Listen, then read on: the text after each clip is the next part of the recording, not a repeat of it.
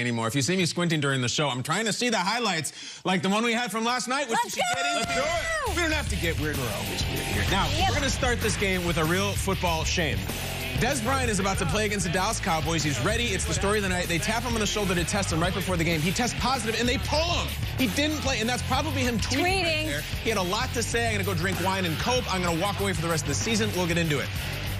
Troy Aikman is in the middle of trashing the Cowboys defense, and in the middle of his sentence, this happens. Hey, Leighton Vander Esch might need that LASIK surgery. He might have. He might need something else, because Leighton Vander Esch was in the next county during that play. 10-7, though. Dallas is up.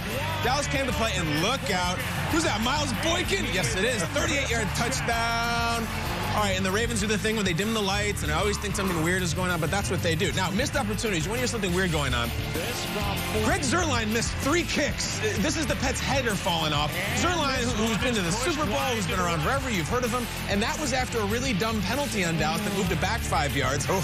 And as Buck pointed out, some of the coaches this year are grateful for the mask because you can't read their lips. Nothing good to read here. But this is the end of the first half. Watch Dalton sling this thing. Come on, Andy. It is a laser 65 yards, and you drafted CeeDee Lamb to go up.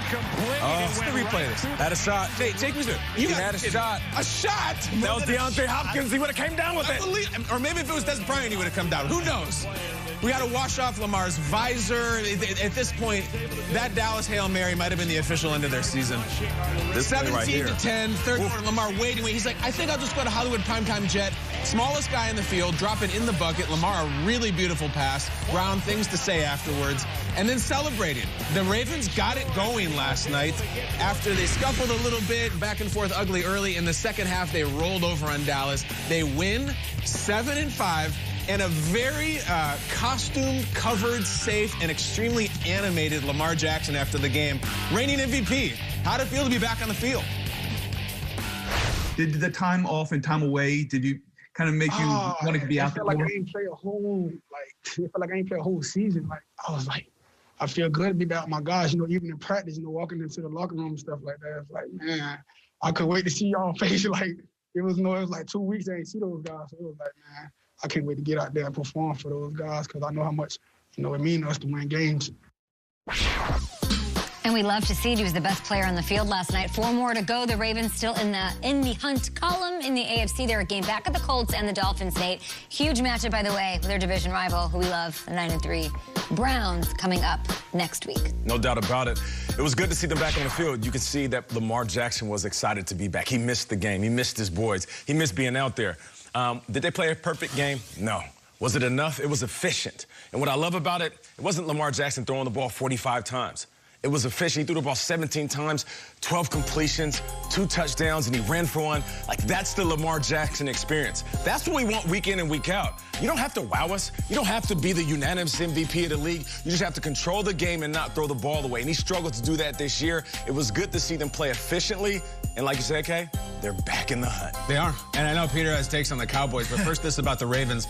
I hate seeing this. If I'm the Browns, the Dolphins, the Colts, the Steelers, you don't want this. Yep. You don't, no. Stay asleep. Stay off the field. Don't start running the ball. And don't get Lamar going. There's a couple great moments last night. One, he was as animated as I've ever seen him, not after the game, during the game when he's like, no, we're going for it, waving people off. Look at him. Stay over there. This is some of the magic we saw last year. When he gets in Harbaugh's ear. Up in Seattle, absolutely. Yes, let's go. No, we're going for it. They do go for it. They get it. And then this run, this feels like a slumping home run hitter who finally says, screw it, I'm swinging out of my shoes and hitting one 600 feet. Yep.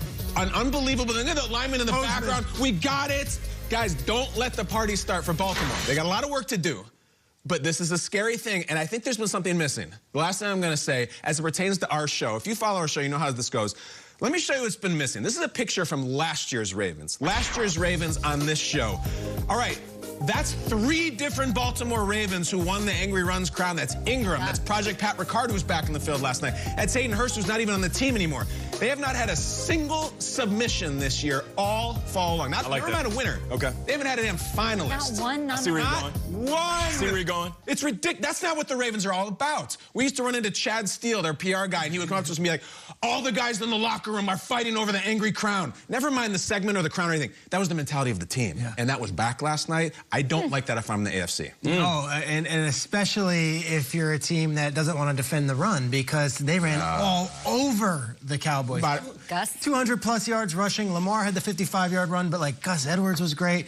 J.K. Dobbins, I know he's wearing Ray Rice's old jersey. Like, every time I see it, I'm like, he looks like Ray Rice out there. He's just a scat back. I think he had 10 yards of carry last night. He was fantastic.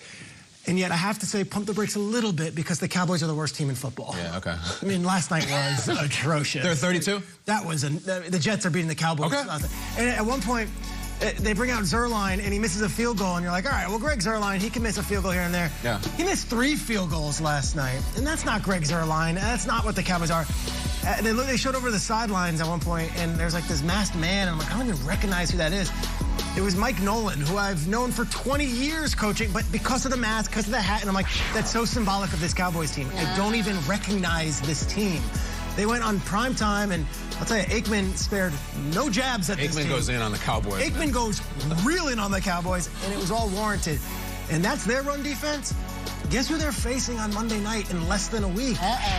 Facing a Browns defense that absolutely shut down Derrick Henry. So I would say it's great to get it back, and I'm gonna say you're exactly right with that, Kyle, that, like, it's nice to get out and say, okay, this is what we are, this is how we can play.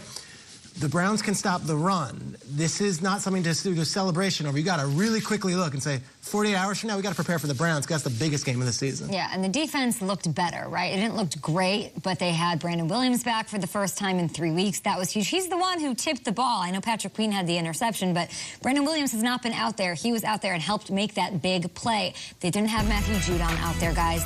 They aren't perfect. They didn't have Jimmy Smith out there. This is what I'm talking about, though. If their defense is healthy and at 100, they're as good as any defense in the National Football League. I'd like to see them rely on that defense a little more, so we don't have to have Lamar do as much as he might have to do. I don't want to see 2019 or need to see necessarily that offense. This defense needs to get back to form, and I think having Brandon Williams back is huge. Calais, all of that. And Calais, told Jay Glazer yesterday on the Fox pregame show that he's only operating at 85%. If they get close to 100, I have a lot of confidence with a favorable schedule coming up. They better be. Chubb and Hunt coming up. Let's go. I mean, that's the game of the week right now, right? Cleveland, Baltimore. I'm into it. I know. Let's bring in Ian Rappaport. Right before kickoff last night, we did hear that news. It was part of our highlight. Everyone was scratching their heads about Dez Bryant testing positive for COVID-19. I think I know how he feels about it. I follow him on Twitter. How did the Ravens and the league feel, and how did they handle that situation? Yeah, Dez Bryant's Twitter feed became must-read Twittering, or whatever you would say, and just a full, all the emotions for Dez Bryant last night, threatening to quit, saying he couldn't deal with it, and then saying, basically like everyone else in 2020, I'm just going to drink some wine and cope, and then later saying, yeah, I'm going to come back, I'm just being smart of it. It was a ride for Dez Bryant, understandably. Okay, here is how it broke down. Here is how this happened. So, Dez Bryant, his PCR test run yesterday morning was inconclusive. They ran another test. It was inconclusive. When the NFL learned that his test was inconclusive, that is when they pulled him off the field. Also worth remembering, the Ravens are very close to one of the testing facilities, so they probably get results faster than a lot of teams. Anyway, Dez Bryant was pulled off the field. His point-of-care test was positive, and at that point, he was not allowed to play in the game. That is when the NFL pulled him and made sure that he was not going to play. The team officially scratched him because of an illness. Then the NFL did the contact tracing using the Kinexon devices, the bracelets, and everything else. Deemed there were no other high-risk close contacts for Dez Bryant. That means everyone else could play, and Dez could not, and the game went on. It did. He's a 3-time Pro Bowler. He was tweeting that he's done for the season, that he can't handle this. I'm sure emotions are running high going up against his former team. We'll have more on Dez throughout the show. More highlights as well. Ian, appreciate you. We have a primetime showdown. It's tomorrow. More football, guys. More football tomorrow. The Patriots